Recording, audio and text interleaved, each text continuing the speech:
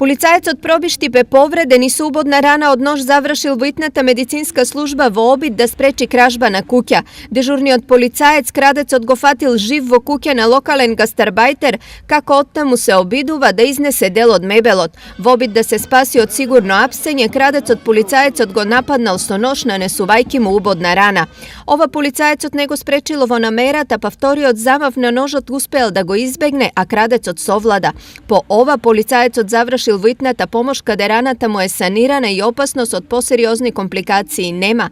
Инаку крадецот напаѓач е идентификуван како Д.Е. на возраст од 33 години, кој е приведен и по комплетирањето на случајот ќе му биде поднесена кривична пријава.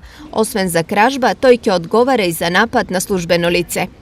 Во Штип пак две лица се повредени од како нивниот автомобил излетел од патот на влезот од градот. Станува збор за лица родени 96-та, односно 90-та година, Стефан А и Даниел Г.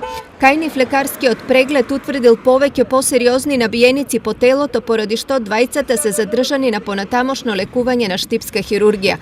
Причините за сообраќајната незгода ќе ги утврди полицискиот увид.